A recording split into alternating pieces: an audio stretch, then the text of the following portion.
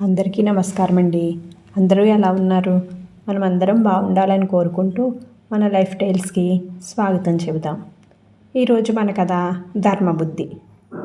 ఒకప్పుడు కోసల దేశంలో సిద్ధస్వామి అనే ఒక ధర్మదాత ఉండేవాడు. అతను తనకున్న దాంట్లో అన్నార్థులకి విధిగా భోజనం పెట్టి పంపిస్తూ ఉండేవాడు. అతని దాతృత్వం గురించి అందరూ చెప్పుకోవటం విని కోసల దేశపు రాజు అలాంటి వాడికి సహాయం చేయటం కూడా పుణ్యమే అనుకుని సిద్ధిస్వామికి రోజు అన్నదానానికి కావలసిన సరుకులన్నీ పంపుతూ ఉండేవాడు.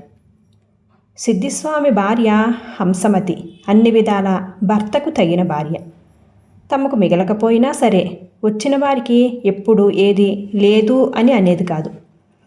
నిత్యాన్నదాతలుగా ఆ భార్యాభర్తలకి కోసల దేశం అంతటా గొప్ప పేరు ప్రఖ్యాతులు వచ్చాయి.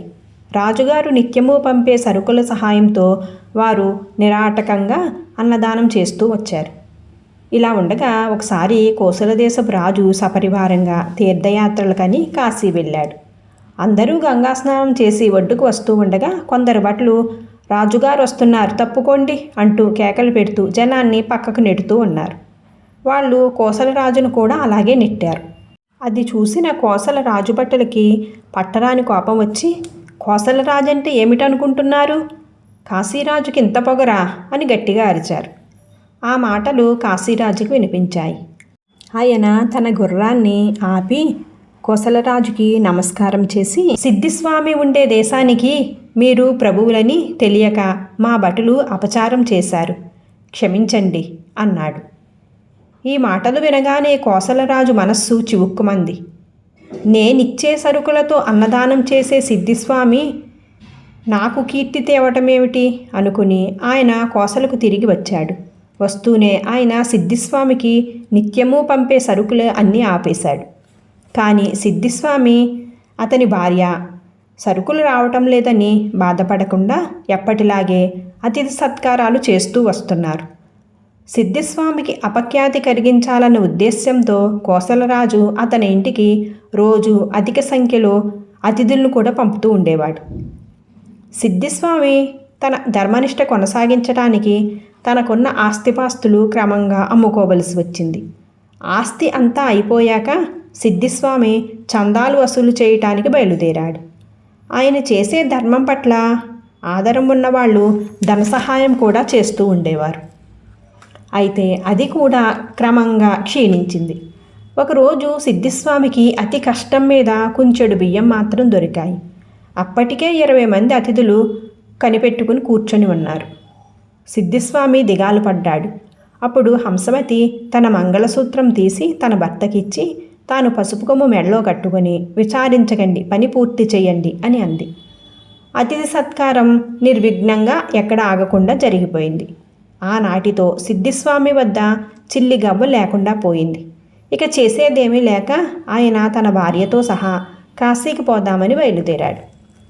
ఆ రాత్రి వాళ్ళు దారిలో ఒక సత్రంలో బస చేశారు. అదే సత్రానికి ఎవరో 3 యాత్రికులు వచ్చి మాటల సందర్భంలో, ఈ కాలంలో యాత్రికులకు అన్నం పుట్టడం చాలా కష్టంగా ఉంది. మేము కోసల దేశం పోయి సిద్ధిస్వామి గారి ఆతిథ్యం పొందదామని ఉవ్విళ్ళూరుతూ ఉన్నాము. బాబు, మీకు సిద్ధిస్వామి గారు తెలుసా అని అడిగారు. ఈ మాటలు విని సిద్ధిస్వామి ఆయన భార్య కూడా ఆశ్చర్యపోయారు.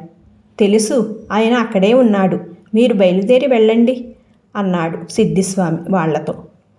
ఆ 3 యాత్రికులు నిద్రపోయాక హంసవతి తన భర్తతో, ఏమండి, మనం ఇప్పుడే బయలుదేరి మన ఇంటికి పోయి వీళ్ళు వచ్చేసరికి వీళ్లకు భోజన సదుపాయాలు చెయ్యాలి, లేకపోతే మనకు అసత్య దోషం అంటుకుంటుంది అని అంది.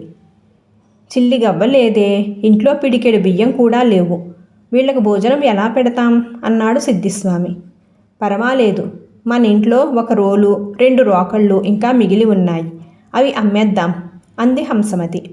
ఇద్దరూ వెంటనే తిరుగు ప్రయాణమై తెల్లవారేసరికి ఇంటికి చేరుకున్నారు. అమ్మటానికి రోలు కదిలించేసరికి దాని కింద వాళ్ళ పూర్వీకులు ఏనాడో దాచి ఉంచిన ధనపు బిందెలు ఆశ్చర్యంగా బయటపడ్డాయి. ఆ రోజు వాళ్ళు ఆ 3 యాత్రికులకే కాకుండా ఊళ్ళో అందరికీ కూడా గొప్ప సంతర్పణ చేశారు. ఆ సంగతి కోసలరాజు దాకా వెళ్ళింది. తాను ఇవ్వకపోతే దేవుడే ఇస్తాడని ఆయనకు తట్టలేదు. కానీ ఇప్పుడు అదే జరిగేసరికి కోసలరాజు పశ్చాత్తాపపడి ఎప్పటిలాగే సరుకులు పంపించడం ప్రారంభించాడు. కథ సుఖాంతం. Thank you for watching guys. Friends, మన కథను లైక్ చేయండి. మీ సలహాలు సూచనలు కామెంట్ చేయండి. ఇంకా ఇలాంటి మరెన్నో మంచి కథల కోసం మన ఛానల్లోకి వెళ్ళి చూడండి. Thank you.